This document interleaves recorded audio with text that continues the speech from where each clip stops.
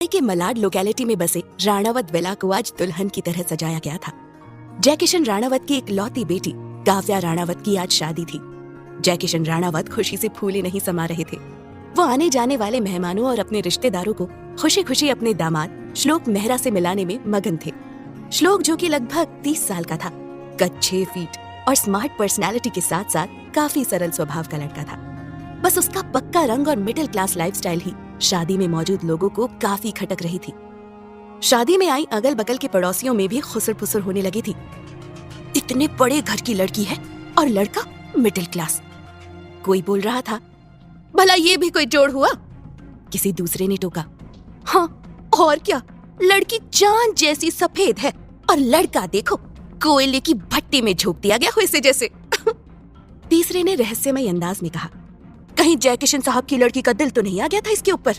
ये middle class लड़के बड़े चालाक होते हैं, अमीर लड़की देखी नहीं कि फंसा ली। इसी तरह की न जाने कितनी बातें शादी हॉल में श्लोक को सुनने मिल रही थी, लेकिन वो ये सब अनसुना कर स्टेज पर बैठे मुस्कुराते हुए सब लोगों का आशीर्वाद ले रहा था। अभी 5 मिनट पहले ही पंडित जी ने उसके और काव्या के फेरे संपन्न कराए थे। वो अब दोनों हमेशा हमेशा के लिए एक अटूट बंधन में बंध चुके थे। फेरे पूरे होते होते रात के 1 बज चुके थे, इसलिए विदाई का मुहूर्त सुबह का रखा गया था। श्लोक को अपनी पत्नी काव्या से 2 पल बात करने का मौका भी नहीं मिला था।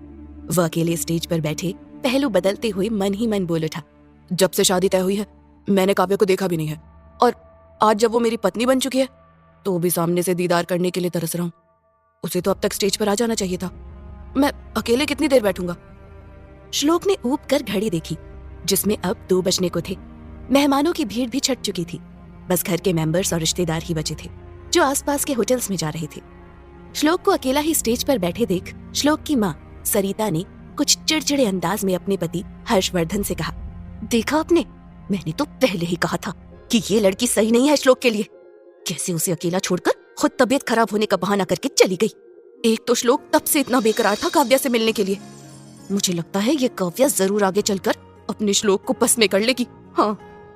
हर्षवर्धन ने सरिता की बात सुन थोड़ा झुंझलाते हुए कहा, सब कुछ हमारे बेटे का ही करा धरा है। हमारी बात मान लेता तो आराम से किसी अच्छी सुंदर लड़की से शादी हो जाती, लेकिन इसे ही शौक चढ़ा था कि अपने ढंग से ये लड़की ढूंढेगा, और देखो ढूंढ भी ली और कर ली शादी। एक ऐसी लड़की से जिसके बारे में शादी में आए लोग पता नहीं क्या क्या अनाप शनाप बोल रहे थे। हर्षवर्धन की बात सुन सरिता ने हैरानी से पूछा, क्या सुना आपने? हर्षवर्धन ने सर झटकते हुए कहा, यही कि उस लड़की का कैरेक्टर अच्छा नहीं है और वो नशे में धुत होकर क्लब वगैरह में आते जाते रहती है। उसके पता नहीं कितने बॉयफ्रेंड्स रह चुके हैं। अरे वो तो छोड़ो, हर्षवर्धन ने दांत भींचते हुए कहा, किसी ने मुझे ये तक कह दिया कि मैंने अपने बेटे की शादी गलत जगह कर दी है, और कुछ लोग तो हमें ही लालची समझ रहे हैं। हर्षवर्धन की बात सुन सविता ने कुछ कहने के लिए मुंह खोला ही था कि सामने से काव्या की माँ बाप जय किशन और काजल वहाँ चलते हुए आए, और काजल ने मुस्कुराते हुए बड़े विनम्र भाव के साथ कहा, भाई साहब और भाभी, आज रात आप लोगों के ठहरने का इंतजाम यहीं घर पर कर दिया गया है। लेकिन क्यों? सरिता ने तपाक से कहा, हम इसी शहर में तो रहते हैं, सुबह हम तीनों आ जाएंगे बहू की विदाई के टाइम।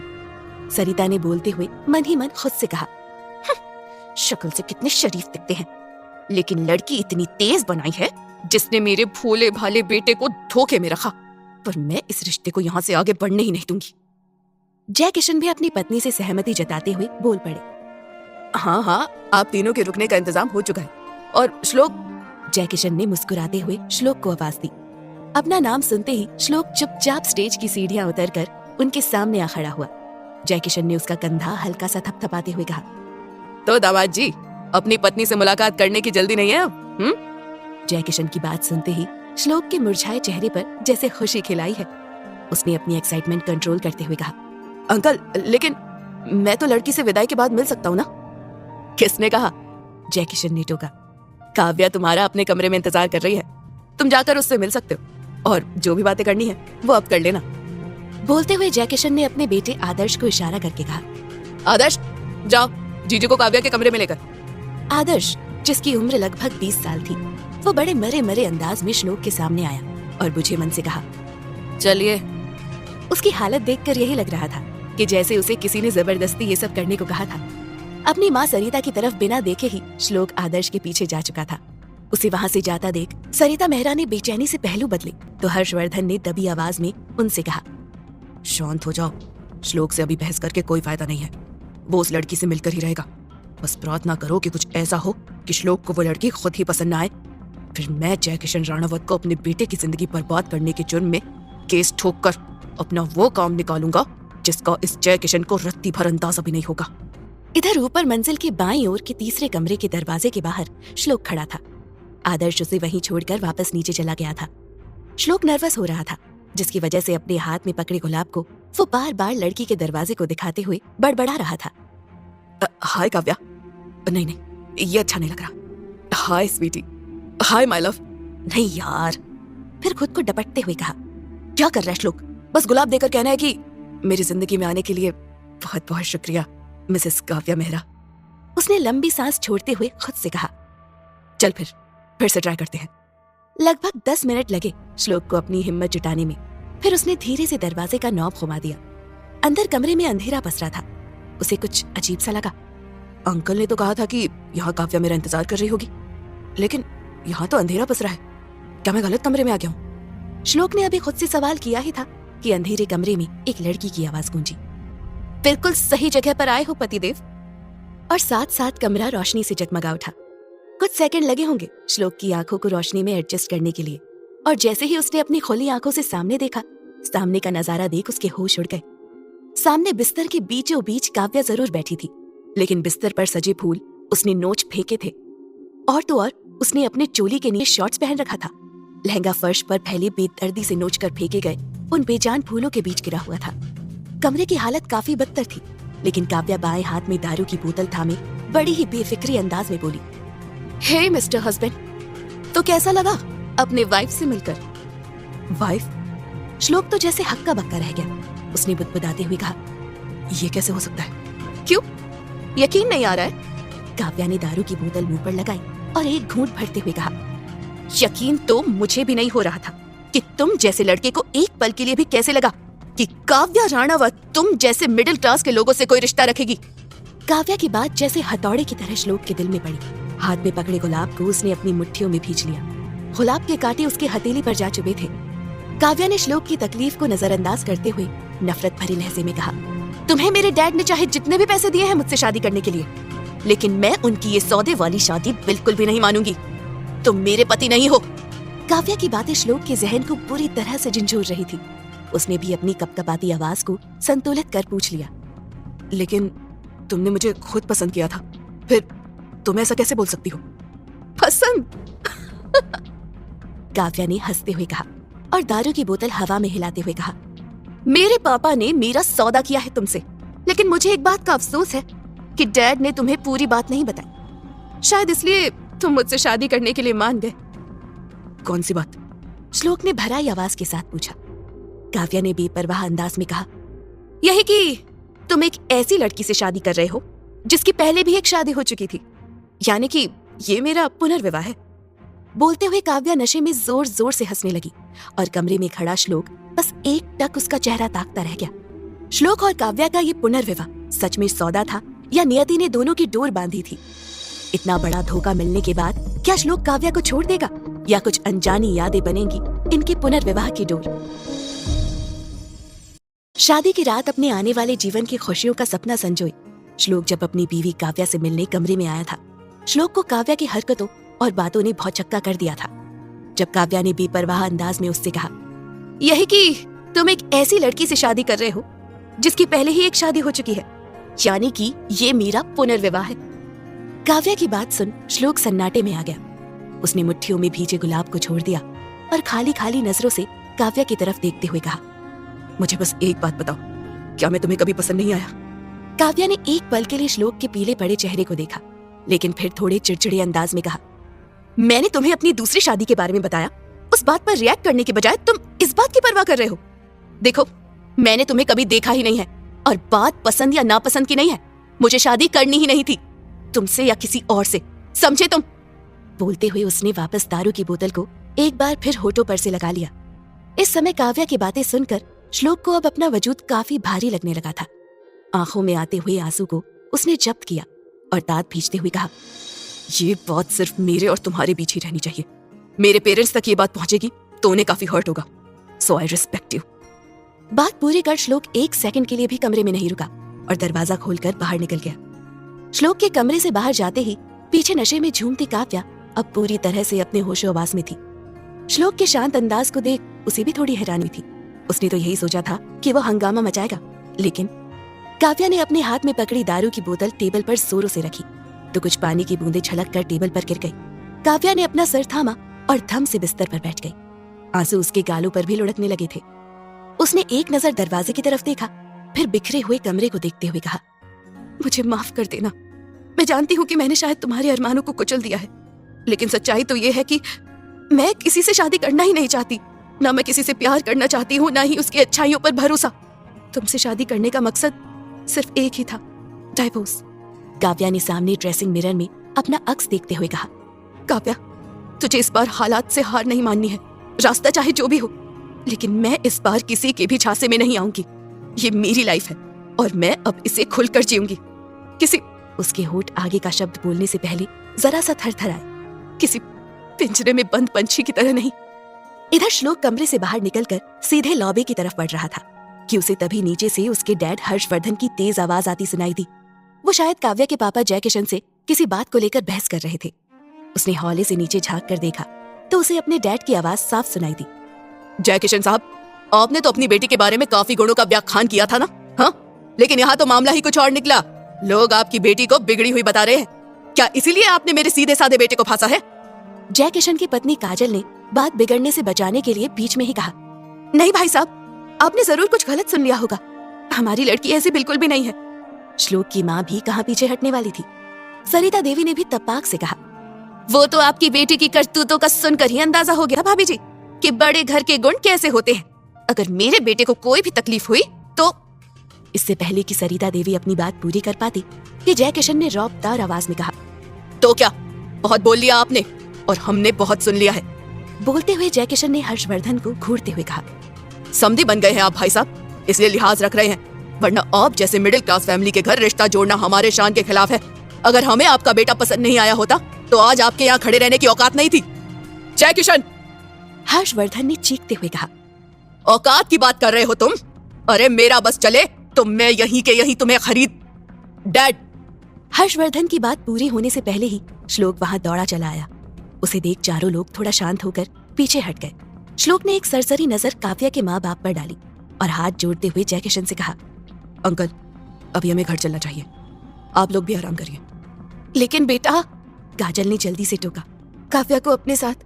हम सुबह आकर काव्या की विदाई की रस्म करवाकर अपने साथ ले जाएंगे। श्लोक ने काजल राणावत की बात पूरी होने से पहले ही एक सांस में कह दिया, फिर अपने डैड और मॉम को इशारा कर बाहर निकल गया। उन तीनों के जाते ही जय किशन ने अपने कंधे पर डाले गए शॉल को नीचे फर्श पर फेंकते हुए थोड़े गुस्से से कहा, इस शॉल को ले जाकर फेंक दो, इससे मिडिल क्लास की बदबू आ रही है, और शादी में इनके घर से आए हुए गिफ्ट नौकरों में बंटवा दो। जय किशन का गुस्सा देख काजल ने उन्हें शांत करने की कोशिश की। देखिए, आप सबकी लड़ाई में बेचारी काव्या पिस जाएगी।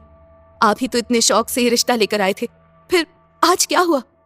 काजल की बात सुन जय किशन ने पहलू बदलते हुए कहा, क्योंकि हमें श्लोक में वो सारे गुण दिखे जो हमारी बेटी का पागलपन झेल सकते थे, वरना हमारी सुपुत्री ने तो हमारे नाम को मिट्टी में मिलाने में कोई कसर नहीं छोड़ी थी। सिर्फ उसकी वजह से हमें आज इतना शर्मिंदा होना पड़ रहा है। ये हर्षवर्धन की तो औकात क्या है हमारे सामने खड़े हो।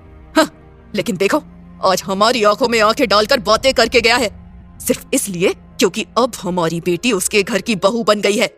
जय किशन और काजल को अंदाजा भी नहीं था कि उनकी ये बातें सीढ़ियों के कॉर्नर पर खड़ी काव्या ने सुन ली थी। वो तो श्लोक के पीछे यहाँ ये देखने आई थी कि उसके रवैये का श्लोक पर क्या असर पड़ा है और वो उसके माँ बाप से क्या कहेगा। लेकिन जब श्लोक ने विदाई वाली बात बोल दी तो उसका खून खौल उठा।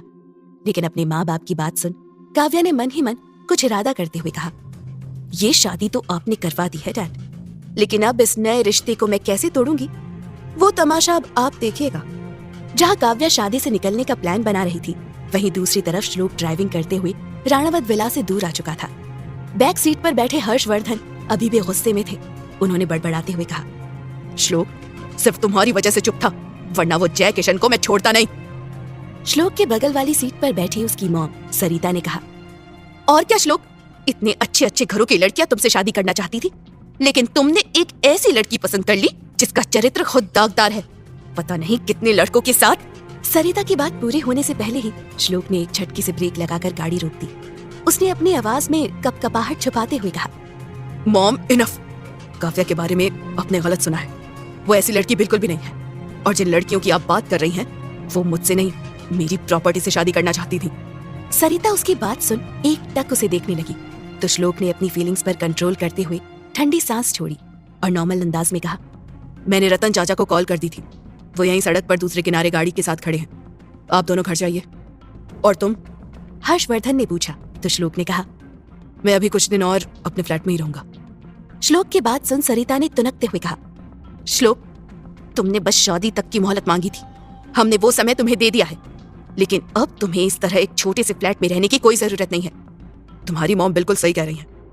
हर्षवर्धन ने टोका, मेरे जैसे अमीर इंडस्ट्रियलिस्ट का एक लौता बेटा श्लोक मेहरा अब आम लोगों की तरह धक्के नहीं खाएगा। तुम्हें हमारे साथ चलना होगा। श्लोक मेहरा आखिर कौन था? काव्या की फैमिली तो उसे मिडिल क्लास मैन समझ रही थी, लेकिन असल में तो वो मुंबई के इंडस्ट्रियलिस्ट हर्षवर्धन मेहरा का एक लौता बेटा था।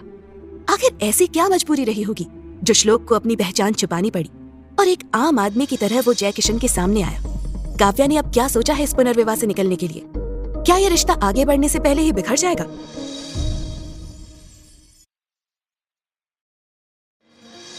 श्लोक के डैड ने जब उससे घर वापस चलने की बात कही तो श्लोक ने मजबूत लहजे में कहा, डैड, मैं अभी घर वापस नहीं आ सकता।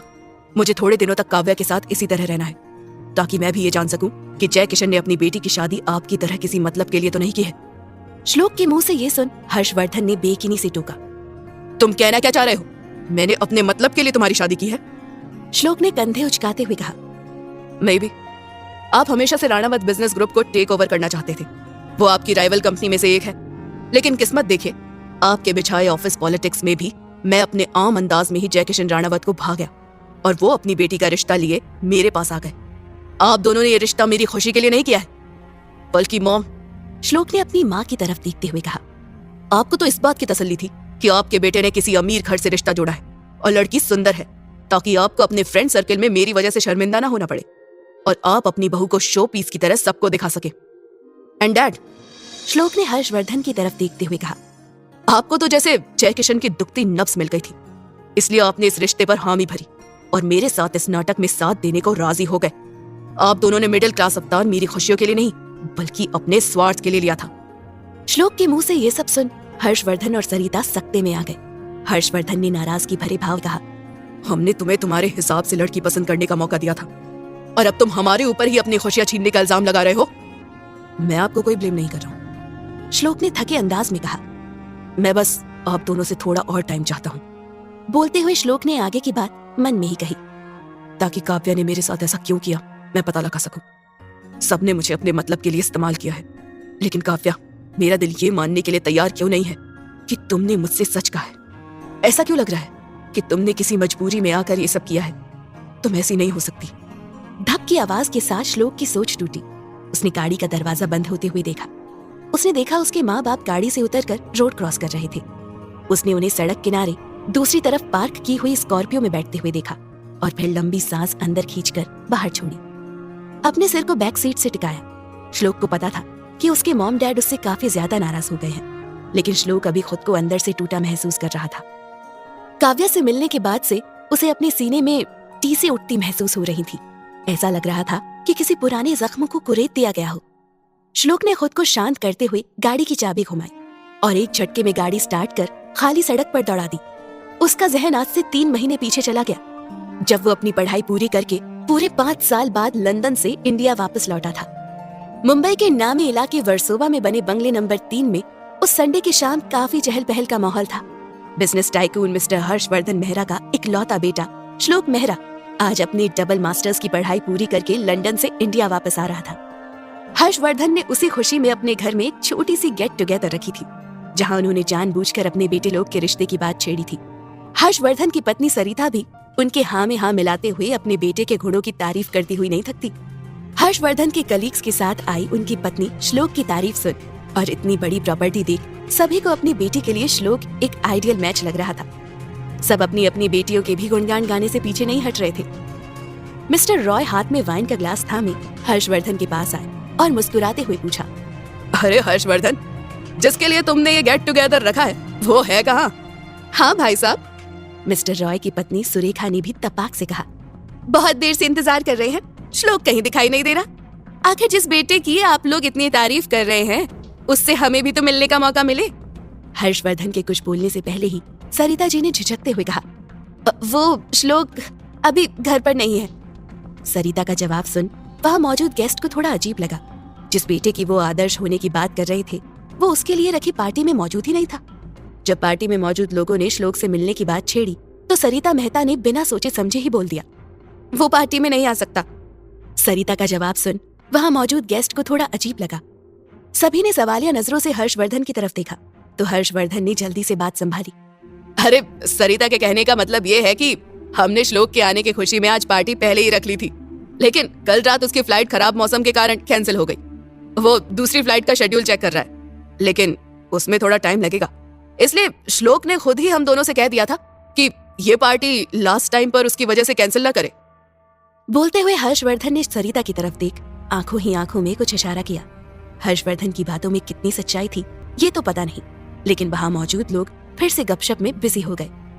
सरिता मेहरा हर्षवर्धन का इशारा मिलते ही ऊपर कमरे की तरफ गई और दूसरी मंजिल पर बनी राइट साइड के एक कमरे का दरवाजा खोलकर अंदर झांका।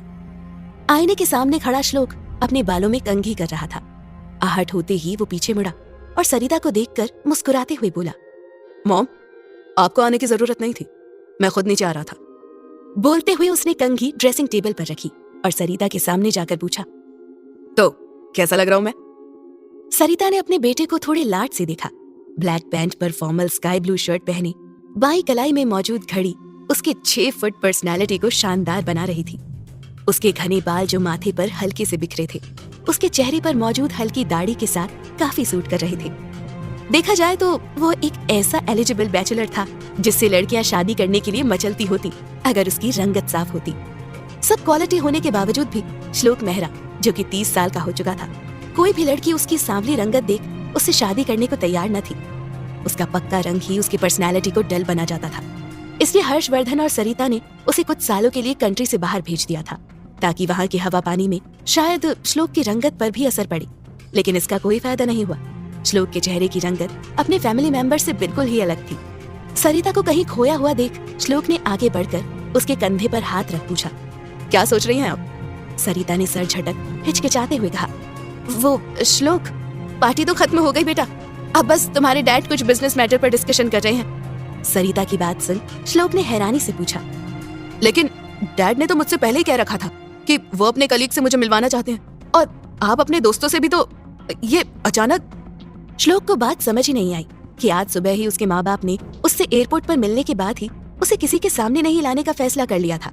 अब वो दोनों अपने तरीके से श्लोक के लिए लड़की ढूंढ रहे थे और आज की पार्टी में श्लोक की तारीफों का पुल बांधना भी उसी प्लान का हिस्सा था। श्लोक को सोच में पड़ा देख सरिता ने जल्दी से कहा, बेटा अभी के लिए तुम आराम करो, थक गए होगे ना, मैं कुछ खाने के लिए भिजवाती हूँ। बोलते हुए सरिता जल्दी से दरवाजा बंद करते हुए कमरे से बाहर निकल आई और बाहर आहिस्ता से हाथ में पकड़ी चाबी से कमरे को लॉक करते हुए मन ही मन कहा, मुझे माफ कर देना बेटा, लेकिन तुम्हारी शादी अब तभी मुमकिन है जब तक तुम सामने ना हो। अब जब तक तुम्हारी शादी फिक्स नहीं हो जाती मैं किसी भी जानने वाले के सामने तुम्हें नहीं आने दे सकती। श्लोक की खुशियां क्या एक्सपायरी डेट के साथ आई थी? क्या काव्या और उसके रिश्ते का कोई भविष्य नहीं है? क्या हुआ था 3 महीने पहले जिसने श्लोक को एक मिडिल क्लास अवतार लेने पर मजबूर कर दिया था? लेकिन टाइम ने मुझे कैसा कठोर बना दिया है, मुझे अब कुछ महसूस ही नहीं होता। काव्या की बात सुन आदर्श ने धीमे लहजे में कहा, दी, आपको फर्क पड़ता है सबकी बातों से, बस फर्क इतना है कि जिस बहन को पहले बात बात पर अपनी फीलिंग जाहिर करने की आदत थी आज वो पूरी दुनिया से छिपकर अपने आंसू बहाती है। आदर्श की बात सुन काव्या का चेहरा थोड़ा पीला पड़ने लगा। वो पूरी दुनिया के सामने बदतमीजी का नकाब ओढ़े अपनी फीलिंग्स को छुपा सकती थी, लेकिन उसका छोटा भाई पता नहीं वो कैसे उसके दर्द को बिना बोले ही महसूस कर लेता था। आदर्श ने सामने की तरफ देखते हुए खालीपन से कहा, माना कि अब हम काफी दूर हो गए हैं, लेकिन मैं यही कोशिश करता हूँ कि मैं आपको किसी भी तरह से हर्ट नहीं होने दूं। उस दिन डैड से बहस करने के बाद आप यहीं टेरेस पर आकर काफी देर तक रोई थी और अपने बिहेवियर पर पछता भी रही थी। आदर्श की बात सुन काव्या के दिमाग में आज से 3 महीने पहले हुई इस घटना का दृश्य घूमने लगा, जिसके बाद उसके डैड उसके ऊपर शादी का दबाव जोरों से डालने लगे थे। ठीक 3 महीने पहले संडे रात के 11 बजे मलाड लोकेलिटी में बसे राणावत विला के हॉल में बत्ती जगमगा रही थी और हॉल में मौजूद लोगों के बीच सन्नाटा पसरा था। बाएं हाथ में मोबाइल पकड़े जयकिशन राणावत सामने सोफे पर बैठी अपनी 24 साल की बेटी काव्या पर भड़कते हुए बोले, बहुत देख ली तुम्हारी नौटंकी, अब अपना ये नाटक छोड़ो और सुबह आने वाले मेहमानों के सामने ढंग से आना। अगर तुम उन्हें पसंद आ गई तो 2 हफ्ते में तुम्हारी शादी कर यहाँ से विदा कर दूंगा। अगर वो लोग नहीं माने तो मैं किसी और को ढूंढ लूंगा, लेकिन अब तुम्हारी शादी तो होकर ही रहेगी। बहुत करने दी है तुम्हें अपनी मनमानी मैंने। जयकिशन की डांट सुनकर भी जैसे काव्या को कुछ फर्क नहीं पड़ रहा था। वो 2 घंटे पहले जब नशे की हालत में घर पहुंची थी तो जयकिशन की मानो जैसे सांसें ही अटक गई हो। उन्होंने पल भर में ही जैसे कुछ फैसला कर लिया था और रात के 11 बजे अपना फैसला सुनाने के लिए उन्होंने घर के मेंबर्स को इकट्ठा किया था। काव्या के साथ साथ उसकी माँ काजल और उसका छोटा भाई आदर्श भी मौजूद था। जहाँ इन दोनों के चेहरे पर घबराहट छाई थी, वहीं दूसरी ओर काव्या बेमन से सोफे पर बैठी ऊँग रही थी। शर्म तो आती नहीं तुम्हें? तुम्हारी ये बेहुदा हरकतों की वीडियो अब मुझे मेरे कलीग्स भेजने लगे हैं। बोलते हुए जयकिशन ने मोबाइल में एक वीडियो को सबके सामने दिखाते हुए दांत भींचकर कहा, देखिए आप सब भी। मोबाइल में वीडियो ऑन थी जिसमें काव्या के होठों पर दारू की बोतल लगी थी और वो एक क्लब में छोटे से कपड़े पहने झूम रही थी।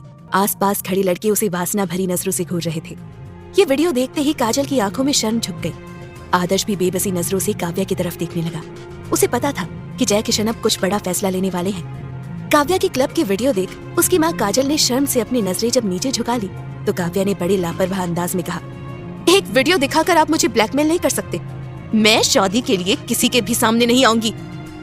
तुम्हें सामने आना ही होगा। जयकिशन के घुर्राने की आवाज अब राणावत विला में गूंजी थी। काव्या की बेफिक्री उनका खून जलाने के लिए काफी थी। जयकिशन ने मोबाइल काव्या की तरफ उछाल नफरत भरे अंदाज में पास ही खड़ी काव्या की माँ काजल और उसके भाई आदर्श की तरफ देखते हुए कहा, तुम दोनों के ही ढीलेपन का नतीजा है ये लड़की आज इतनी बदतमीज हो गई है कि इसकी झिझक ही खत्म हो गई है। आज मुझे कितनी शर्म आ रही है इसे अपनी औलाद कहते हुए। काजल ने जल्दी से बात संभालते हुए कहा, आप क्यों अपना बीपी हाई कर रहे हैं? मैं समझाती हूँ इसे। बोलते हुए काजल ने घूरते हुए काव्या को देखा जो अब बड़ी बेशर्मी से टांग पर टांग चढ़ाए सोफे पर इस अंदाज में बैठी थी जैसे उसके सामने कोई सीरियल एपिसोड चल रहा हो।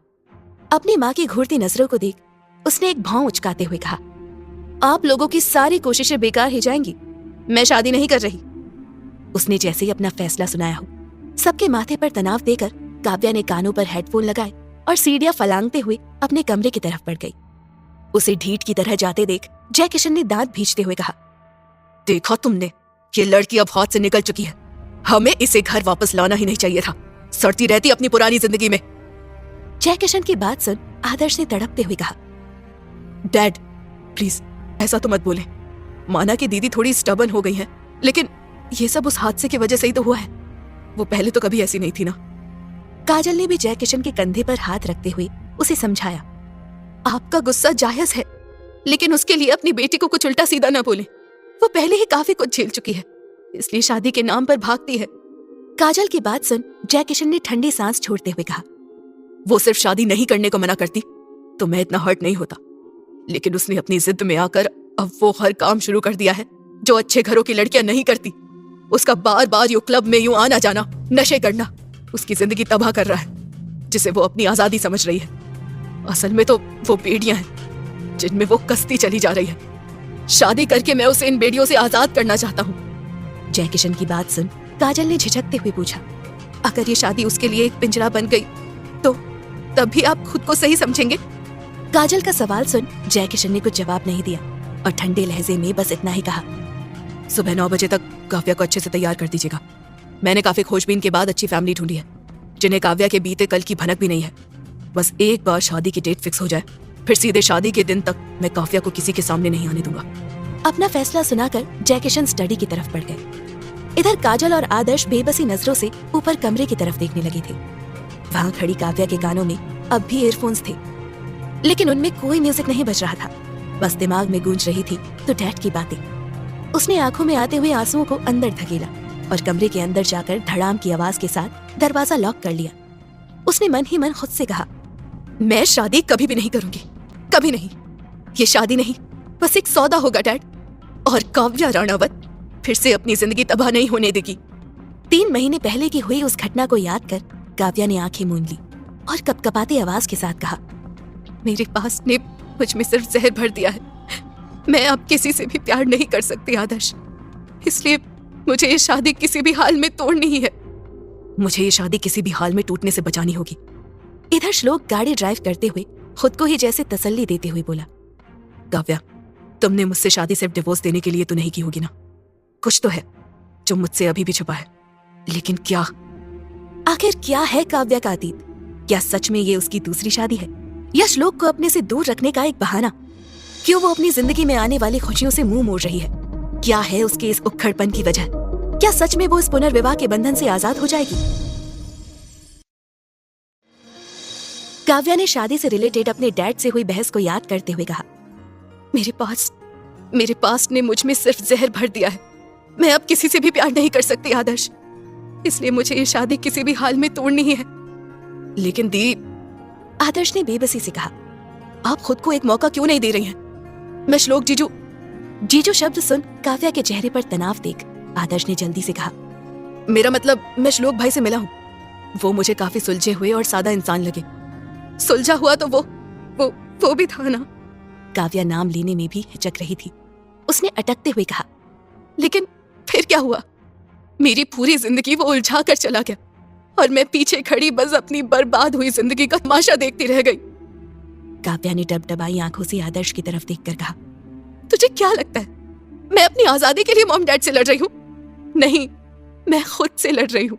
खुद के अंदर बसे उस मासूम 21 इंसान की लड़की से लड़ रही हूँ जिसे ये बेफिक्री का रास्ता पहले ही चुन लेना चाहिए था। मैं अब वापस उसी रास्ते पर नहीं जाना चाहती। बोलते हुए काव्या ने लंबी सांस छोड़ी और भरी हुई कॉफी का मग वापस आदर्श के हाथ में थमाते हुए कहा, सॉरी, लेकिन आज मैं तुमसे देर तक बात नहीं करना चाहती। सुबह मेरी विदाई है और मुझे कुछ तैयारियां करनी है। लेकिन आप? आदर्श ने हैरानी से पूछा, आपने तो अभी कहा कि आपको ये शादी तोड़नी है, तो फिर ये विदाई की रस्म?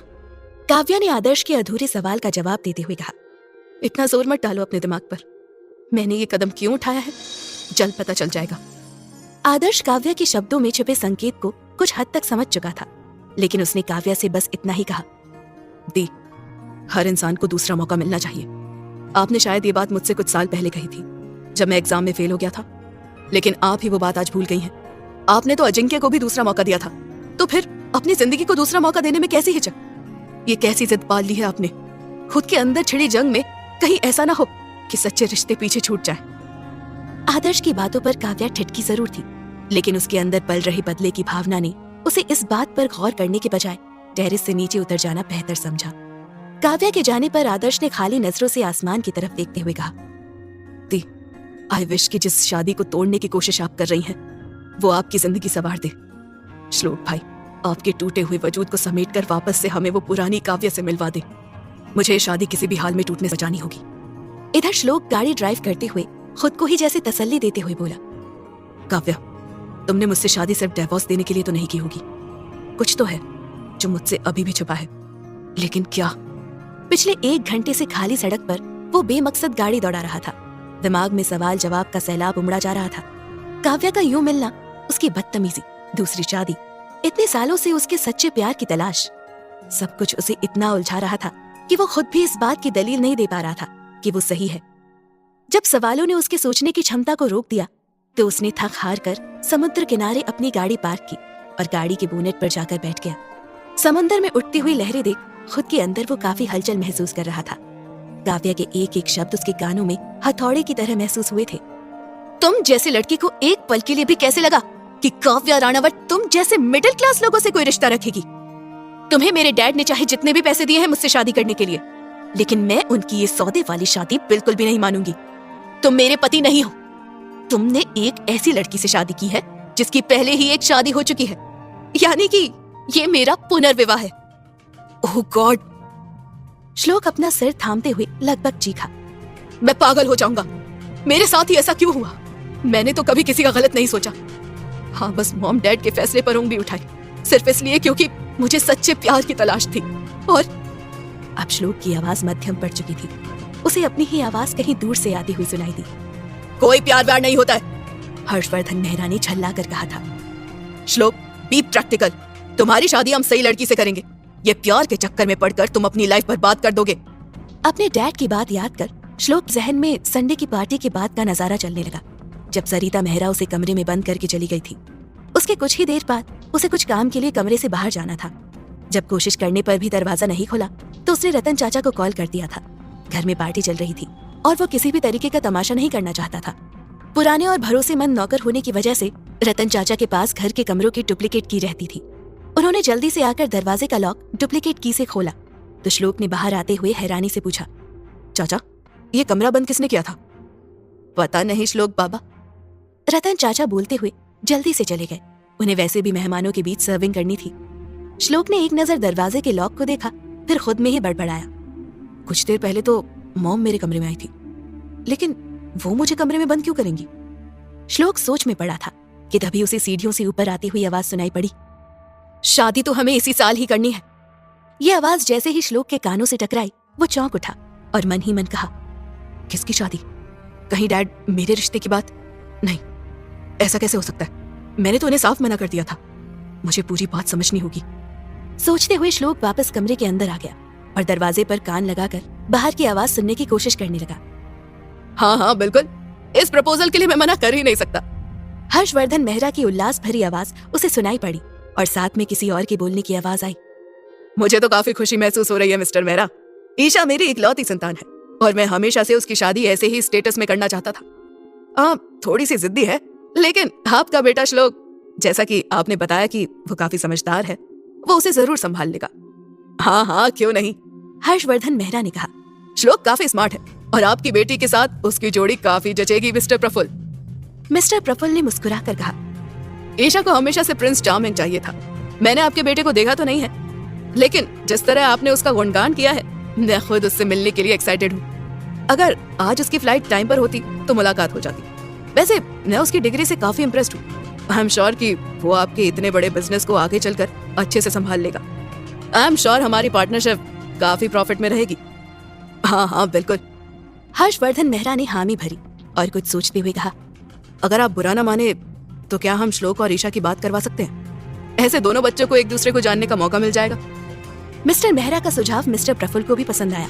वो इस बात पर हामी भरते हुए अपनी बेटी ईशा के बारे में और इन्फॉर्मेशन देते हुए आगे बढ़ने लगे। वैसे मेरी बेटी ईशा के लिए भी घर में पर्सनल मेड है। अब आप तो जानते ही हैं कि आजकल के बच्चे और उनके उतरते चढ़ते तेवर, अब किसी को तो संभालने के लिए होना ही पड़ेगा। हल्के फुल्के अंदाज में बात करते हुए मिस्टर प्रफुल्ल हर्षवर्धन मेहरा के साथ आगे बढ़ गए। उन दोनों के वहां से जाते ही श्लोक तेजी से कमरे के बाहर निकला और टेरिस की सीढ़ियां तेजी से चढ़ने लगा। उसके मन में एक ही बात घर कर गई, मॉम डैड ने सब गैस से झूठ क्यों कहा कि मैं घर पर मौजूद नहीं हूँ? क्या इसलिए मॉम ने मेरे रूम को लॉक करके? आगे की बात श्लोक को समझ आ चुकी थी। क्यों एयरपोर्ट से पिक करते ही मॉम डैड ने रास्ते भर पार्टी की कोई भी डिस्कशन नहीं की और सीधा घर आते ही उसे कमरे में फ्रेश होने के लिए भेज दिया था, ताकि वो इस पार्टी के जरिए श्लोक पर एलिजिबल बैचलर का लेबल लगाकर उसका रिश्ता रईस से रईस फैमिली में कर सके। This is not fair dad. श्लोक टेरिस की रेलिंग को कसकर मुट्ठियों में भींचे खुद से बोला, मैं आपकी सारी बातें मानने को तैयार हूँ, लेकिन शादी तो मैं उसी से करूंगा जिसके लिए मेरा दिल हामी भरेगा। काव्या क्यों अपनी जिंदगी में आगे बढ़ने से डरती है? क्या आदर्श की बातों का थोड़ा असर भी होगा उसके ऊपर? क्या श्लोक इस शादी को मौका देगा? आखिर क्यों श्लोक से ही उसके रिश्ते की बात छिपा कर रख रहे थे मिस्टर मेहरा? पार्टी में मौजूद गेस्ट के घर से निकलते ही श्लोक टेरिस से नीचे उतरकर सीधे हॉल की तरफ बढ़ रहा था कि तभी उसे सरिता मेहरा की उल्लास भरी आवाज सुनाई दी, ये तो बहुत अच्छा हुआ। मिस्टर प्रफुल्ल की बेटी ईशा काफी सुंदर है। मैंने उसे मिसेस जया की पार्टी में देखा था। पार्टी में आई हर औरतों की नजर उसके ऊपर ही टिकी थी और वो बहाने से मिसेस प्रफुल्ल के सामने अपने अपने बेटों की शादी प्रपोजल की बात छेड़ रहे थे।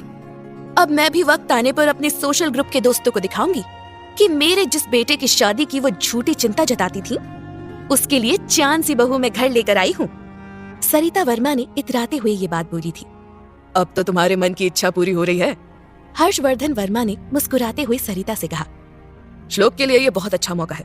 एक बार वो मिस्टर प्रफुल्ल का दामाद बन जाए, फिर मेहरा इंडस्ट्रियलिस्ट ग्रुप के टक्कर की एक इंडस्ट्री भी मुंबई में नहीं दिखेगी। तुम देखना, ये पार्टनरशिप हमारे लिए काफी फायदेमंद साबित होगी। वाह! श्लोक की तंज भरी आवाज सुनते ही दोनों का ध्यान हॉल के दरवाजे पर चला गया। श्लोक दोनों हाथों से ताली पीटते हुए हॉल में दाखिल होते हुए बोला, क्या खूब प्लानिंग की है आप दोनों ने।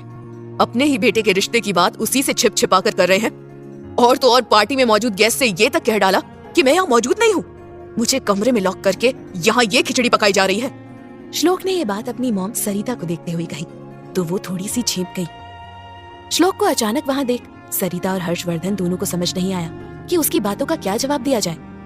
उन्हें श्लोक तक ये बात इस ढंग में तो बिल्कुल भी नहीं पहुंचानी थी। वो दोनों इस बात से बखूबी वाकिफ थे कि शादी की बात सुनते ही श्लोक का मूड ऑफ हो जाता है। बेटा, सरिता मेहरा ने जल्दी से सोफे पर से उठते हुए अपने कदम श्लोक की तरफ बढ़ाते हुए विनम्र भाव से कहा, तुम्हें अपने डैड पर भरोसा है ना?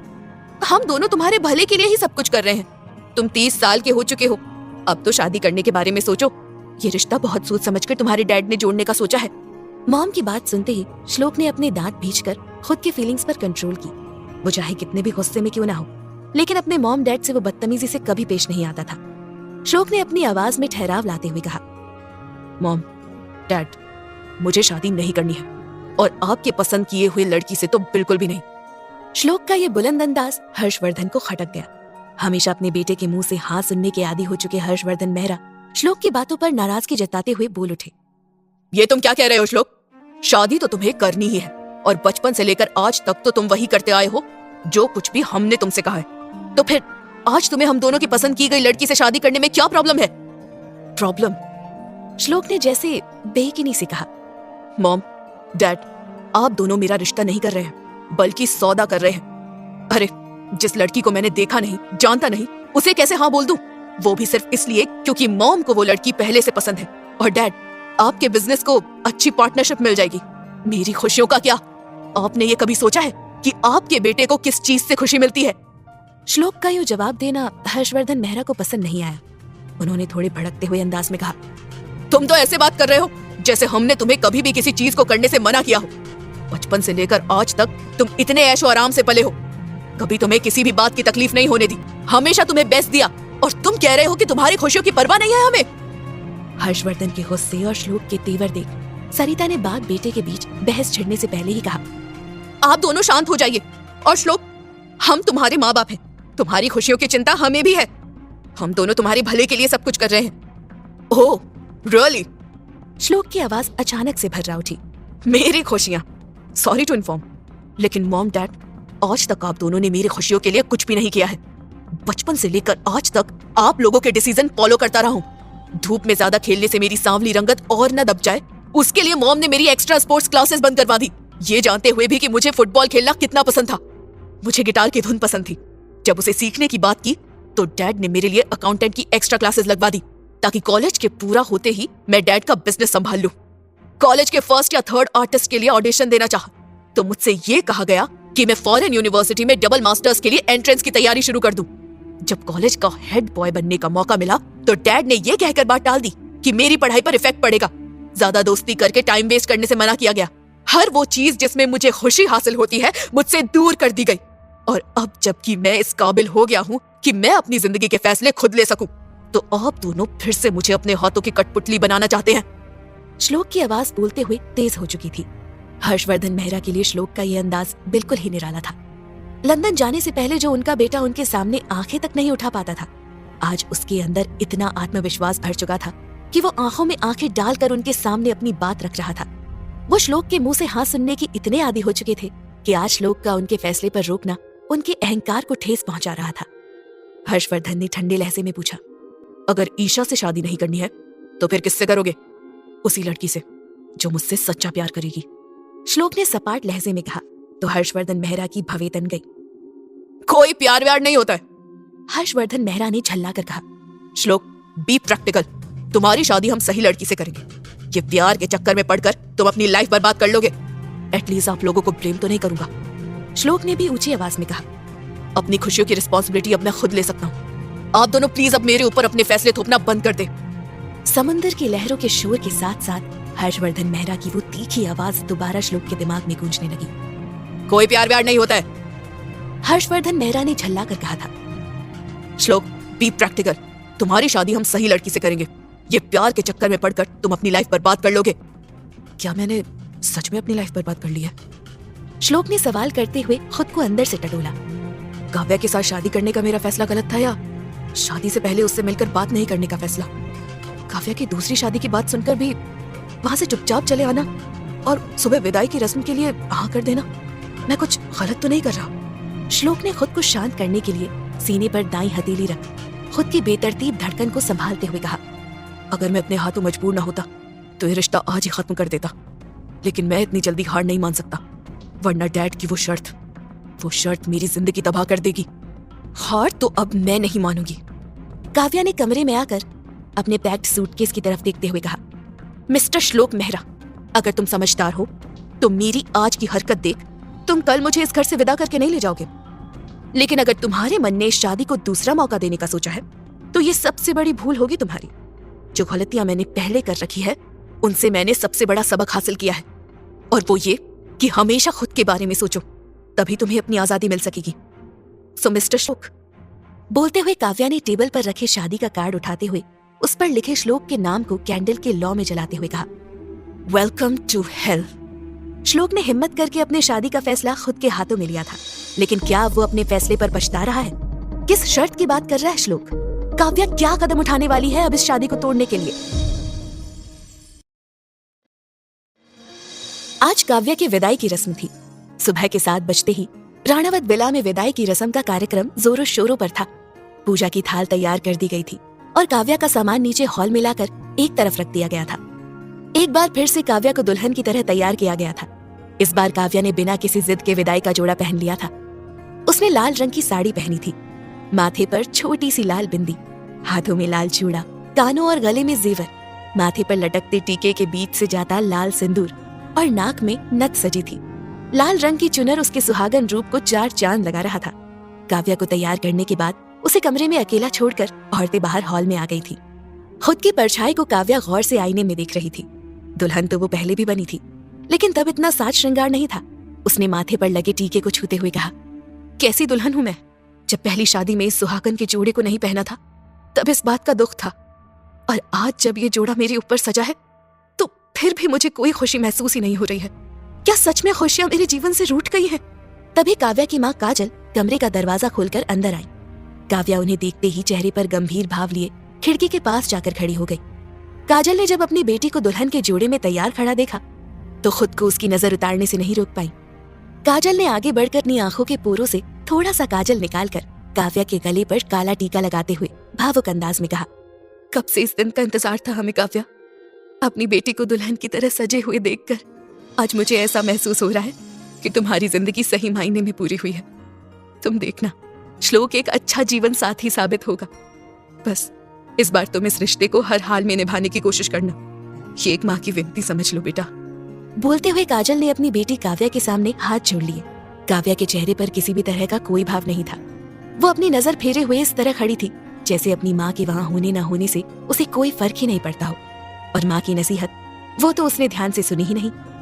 काव्या के लापरवाह अंदाज को देख काजल को काफी ठेस पहुंची, लेकिन तब भी उन्होंने अपना हाथ उठाकर काव्या के सर पर रखकर आशीर्वाद देते हुए कहा, काव्या, अभी तुम्हें तुम्हारे माँ बाप काफी बुरे लग रहे होंगे, लेकिन तुम जल्द समझ जाओगी कि तुम्हारे डैड ने तुम्हारे लिए सबसे सही फैसला लिया है। याद करो, एक फैसला तुमने लिया था जिसमें हम दोनों की रजामंदी नहीं थी, लेकिन तब भी हमने पूरा साथ दिया था, और आज तुम्हें भी हमारे फैसले का मान रखना पड़ेगा। वादा करो मुझसे कि तुम इस रिश्ते को निभाओगी। अपनी माँ की बात सुन काव्या एकटक काजल की तरफ देखते हुए तंज कसा। आप मुझे ब्लैकमेल कर रही हैं? मैंने कोई गलती नहीं की थी माँ। प्यार करना कभी गलत नहीं होता है, लेकिन ये बात तब भी आप लोगों के समझ नहीं आई थी। अपने स्वाभिमान के चलते आप दोनों ने मेरी कोई मदद नहीं की, इसलिए मेरी हंसती खेलती जिंदगी बर्बाद हो गई, और अभी आप दोनों फिर से वही काम कर रहे हैं, मेरी दूसरी शादी रचाकर, वो भी झूठ का लिबास उड़ाए। एक झूठ पर से शुरू हुए रिश्ते की दुनिया बहुत छोटी होती है माँ। कुछ साल पहले आपने यही कहा था ना मुझसे। काव्या की आवाज में कड़वाहट घुल चुकी थी। अब आप क्यों ये बात भूलकर मुझे किसी और झूठ का भागीदार बनने का पाठ पढ़ा रही हैं? हाँ? काव्या की आवाज तेज होने लगी थी। ये देख काजल ने जल्दी से कमरे का दरवाजा बंद किया और अपने आंसू जब्त करते हुए कहा, काव्या, तुम्हारे अतीत ने तुम्हारे अंदर कड़वाहट घोल दी है बेटा। तुम पहले जैसी नहीं रही, लेकिन एक दिन ऐसा जरूर आएगा, देखना, जब तुम्हें इस बात का एहसास होगा कि तुम कितनी गलत थी। तुम। काजल राणावत की बात पूरी होने से पहले ही आदर्श बिना नॉक किए दरवाजा खोलकर कमरे के अंदर बोलते हुए दाखिल हुआ, मॉम, लड़के वाले आ गए हैं। आप। आदर्श की नजर जैसे ही माँ की रोनी सूरत पर पड़ी तो वो छींकते हुए बोला, I'm sorry, मैं जाता हूँ। रुको आदर्श, काजल ने अपने चेहरे को साड़ी के पल्लू से थपथपाते हुए कहा, मैं भी साथ चल रही हूँ, तुम अपनी दी को लेकर नीचे आ जाना, वैसे भी हमारी बात पूरी हो चुकी है। अपनी माँ को आंसू छुपाकर कमरे से बाहर जाते हुए देख आदर्श ने बेबसी से काव्या की तरफ देखते हुए कहा, दी, मॉम को तो कुछ मत बोला करो, वो हमेशा आपका ही साइड लेती हैं। आदर्श की बात सुनते ही काव्या ने दो टुक लहजे में कहा, बात वो मेरी सुनती है, लेकिन करती वो हमेशा वही है जो उनके पति चाहते हैं। काव्या का अंदाज देख आदर्श ने ठंडी सांस छोड़ते हुए कहा, शायद तुम्हें समझना दुनिया का काफी मुश्किल काम है, अब चलो मेरे साथ, जीजू इंतजार कर रहे होंगे। आदर्श के मुंह से दोबारा जीजू शब्द सुनकर काव्या का बिगड़ा मूड और खराब हो गया। वो तो यही समझकर बैठी थी कि अब श्लोक विदाई की रस्म के लिए नहीं आएगा और उसके न आने से 4 बातें बनेंगी और डैड को मजबूरन उसे घर में ही रुकने को कहना पड़ेगा। लेकिन अपनी चाल उल्टी पड़ती देख काव्या ने मन ही मन कहा, मिस्टर श्लोक मेहरा, काफी हिम्मत है तुम्हारे अंदर, जो मेरी पहली शादी का सच जानकर भी मुझे अपने साथ विदा करके ले जाने आए हो। ठीक है, मैं भी ये चैलेंज एक्सेप्ट करती हूँ। अब तुम खुद देखना, पग फेरे की रस्म होने से पहले तुम्हें इतना परेशान कर दूंगी कि तुम मुझे खुद इस घर में छोड़कर तो जाओगे, लेकिन वापस लेने नहीं आओगे। आगे का प्लान सोचते हुए काव्या छोटे छोटे कदम उठाते हुए आदर्श के पीछे कमरे से निकल गई। शादी नहीं निभाने की उसने कसम जुखा रखी थी और वहीं दूसरी तरफ श्लोक अपने पेरेंट्स के साथ हॉल के सोफे पर बैठा हुआ था। पूरी रात उसने जागकर ही गुजारी थी, जिससे कि उसकी आंखें लाल और चढ़ी हुई दिखाई पड़ रही थी। हॉल में हंसी ठिठोली का माहौल छाया हुआ था। क्या बात है जीजू, रात भर आप सोए नहीं क्या? दीदी को एक रात में इतना मिस किया आपने?